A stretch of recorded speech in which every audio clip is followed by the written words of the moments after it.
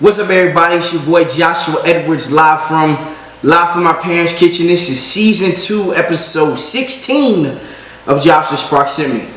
Now, I kind of want to start off this morning just a little bit differently than I have any other of my episodes before.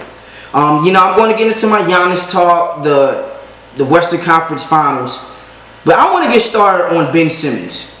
Now, I have been a huge critic of Giannis and his shooting. Last year, we definitely know what was going on, all right? We knew that Giannis was a phony. He's a fraud still. Shooting. But Ben Simmons is far, far worse than Giannis Antetokounmpo. You're talking about 4 years where his game has not evolved one bit. Okay, now this is what we did know about Ben Simmons coming out into the draft. One, we knew he was 6'10". He was athletic. He's great in transition. And even in college, he shot just a little bit. But in the National Basketball Association, from the time that he was a rookie until now, his game has not evolved at all. Now, everybody knows how I am about Lonzo Ball and how I was talking about his shooting coming out of college. But Ben Simmons has not evolved his game one bit. It just kind of makes you think, what the hell do dudes do in the offseason? If you are paid $80 million a year and you're only playing from October until June, and the only thing you have to do between June and October is work on your game or at least develop a jump shot, then what the hell are you doing? Ben Simmons deserves everything that he is getting right now. He needs to be traded immediately. Now, I remember a lot of people saying they would take Ben Simmons over Joel Embiid. Ben Simmons runs the entire process. Ben Simmons, I think, if I'm not mistaken, he did win Rookie of the Year over Donovan Mitchell. And Ben Simmons is really that guy. I am here to say he is horrible. He is atrocious. Now, you're talking about 6 games he attempted in 6. They played 7-game series, but in the 6 games in the fourth quarter, he only attempted 1 shot. In 7 games, he attempted 3 shots in the fourth quarter. The last 4 games, he didn't attempt a shot at all. Game 7, he had 4 points. Shoot, I can do 4 points. Just send me to the foul line. I'm hitting both of them. 4 points in 36 minutes. Now, I got a clip that I want to show you. And I'm going to do a little voiceover over the clip. Cleared out for him. Tapping his way in. Spins on Gallinari. Gives it up. Oh, he was right there. And a foul as Thibault goes to the basket. Boy, Simmons, uncontested, had a layup, but he leaves it for Thibault, who makes something out of it and is headed to the line. Well, but that's when you know that the game is in your head. That's a dunk for Ben Simmons. Now, what the hell was he thinking passing this rock off? He had an easy dunk over Trae Young. He's 6'10". Trae Young is 6 feet, 6'1" at best. He was already past Danilo Gallinari. So this just goes to show you that it's in his head at this point. I don't know what they need to do. And I'm glad that he is missing the Olympics for even competing with Australia and everything, because he needs to develop some skill. Okay, yeah, he made a couple all-star teams, but what was it off of? First team all-defense? Nobody's selecting Ben Simmons for offensive purposes. Okay? Yeah, defense, he has it because he's 6'10" and he plays freaking point guard. But if a guy is touching the rock every single time, every single possession, and 1, he can't make a free throw, and 2, he is afraid to shoot the basketball, then it's mental. It's literally something wrong with Ben Simmons' brain at this point. Now, Giannis, I will give him credit over Ben Simmons because he may not make all the shots, but he's going to step up in confidence and he's going to shoot that bad boy. He might miss him. He might airball at the free throw line. But guess what? He's going to tuck that elbow. He's going to go through his routine. He might take 12 seconds, and the free throw might get canceled. But the thing that I like about Giannis Antetokounmpo, he's not afraid to shoot it. Ben Simmons is a liability out there. Ben Simmons is afraid to make a shot, make and take a shot. Now this summer, I think I got another clip for you. This summer, Ben Simmons was hooping one-on-one against, people in the regular gym. But when it comes to the playoff, when it's crunch time, when you're down 2 points, 88 to 86, if you get a dunk, you're still tied. And you pass on that for a guy that's cutting to the basket when you're right up under the basket? It's all mental at this point. Even like Joel Embiid said, man, I think that the turning point was when, we had an easy shot at the basket, and we passed it off. The guy gets fouled. He goes 1 or 2 out of the free throw. They go down, they hit a shot. They're up 3. And then, he committed a turnover. And then they come down and they hit another 3, and that puts them up 6. That right there was momentum changing. Even if you look at the fans, they're like, what the hell is he doing? He's right up under the damn goal. If he gets that, it's 88-88. They go down there and they get 2 points, 90-88. And then even if you come down, you get a turnover, yeah, it's 4 points, but it's not 6 points. You can get a 3-point and 1.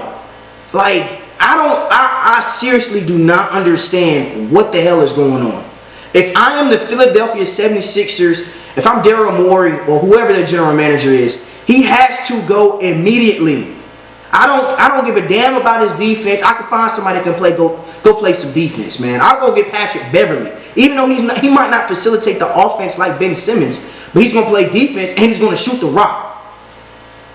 His inability to even take a shot is hindering Joel Embiid's full potential, because imagine if Ben Simmons develops an outside jump shot, how much space the floor would have. His inability to shoot hinders Ben Simmons. It hinders his entire team.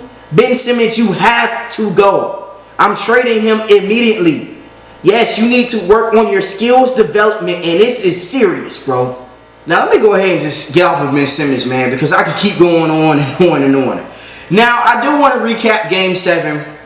I will be the first to apologize to Giannis Antetokounmpo, all right? You made me look like a jackass out there, okay? The Milwaukee Bucks don't stand a chance, man. I'm sorry. They are down 0-2 right now. The Brooklyn Nets, they are without James Harden. And they beat the Milwaukee Bucks by 39 points. And there's nothing else that I can say about it. You did your thing out there this entire series. I've been on a record stating that you're not that guy.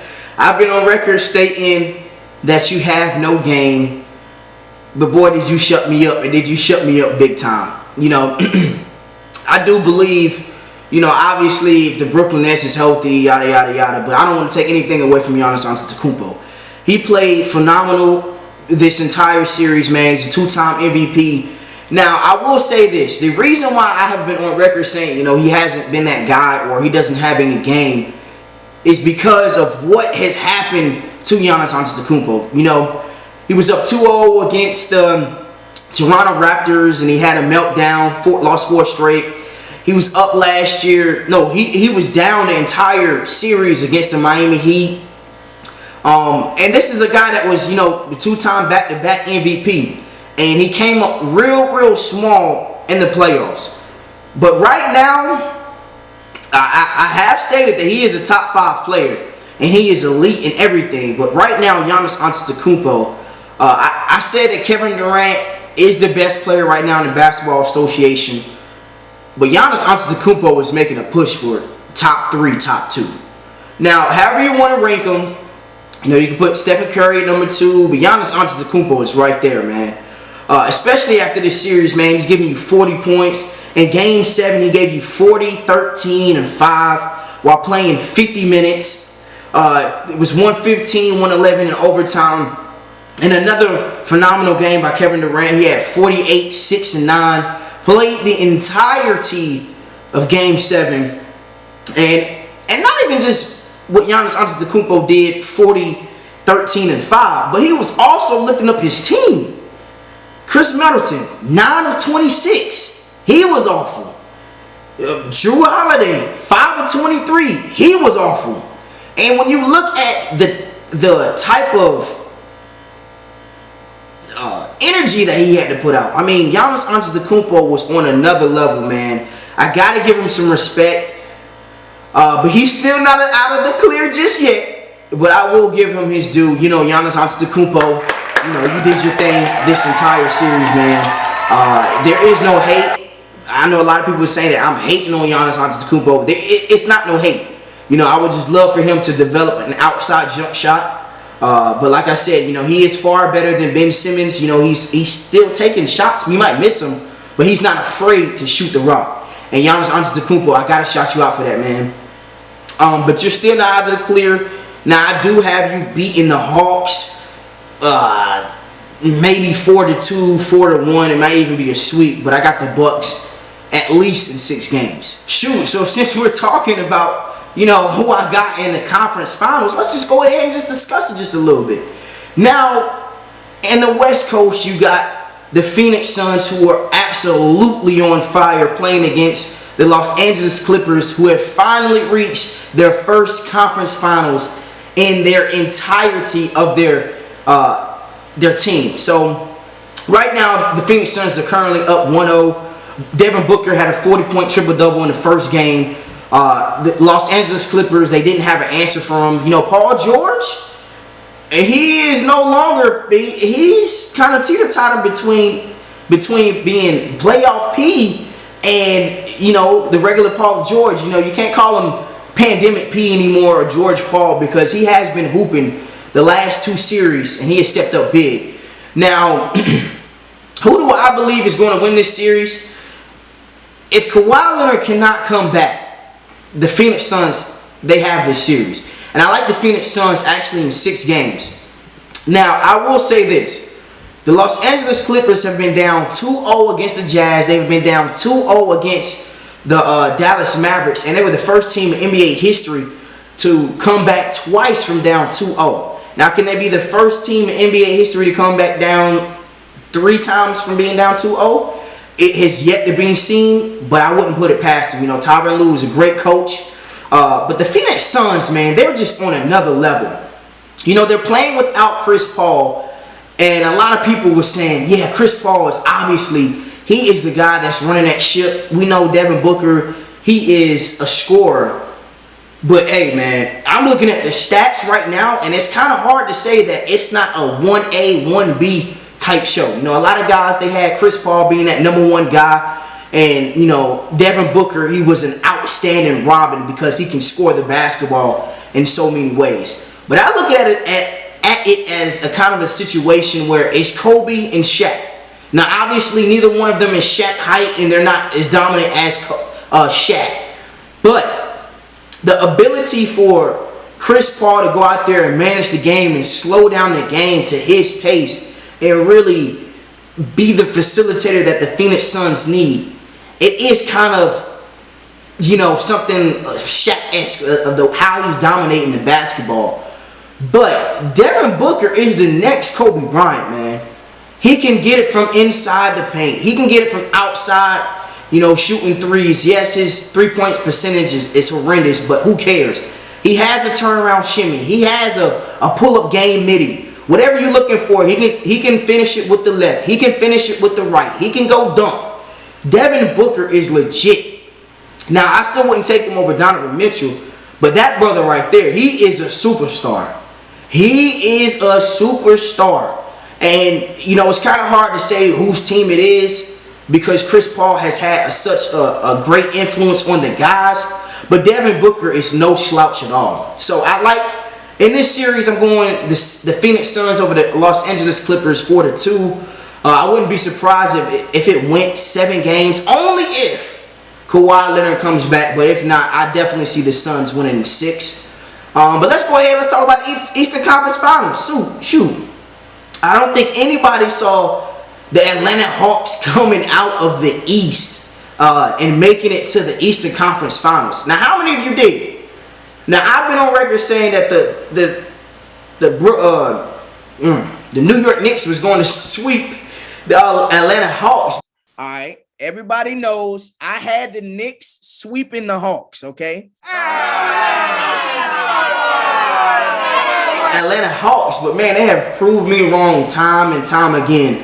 From them taking down the #1 seed in the East, the Philadelphia 76ers in 7 games. Trae Young played outstanding that entire series. Hey, you can debate if he was the best player in the series. Now, Joel Embiid, he played a fantastic series, but I honestly and truthfully believe Trae Young was that best player in that series. You know, I'm looking at the roster right now. I don't see a scenario where the Atlanta Hawks really have a shot. Now, I've been wrong twice. I've been wrong twice on the Atlanta Hawks. I was wrong in the first matchup saying that the Knicks was going to sweep them. I was wrong in the second matchup. I believe everybody was wrong in the second matchup against them, against the Philadelphia 76ers.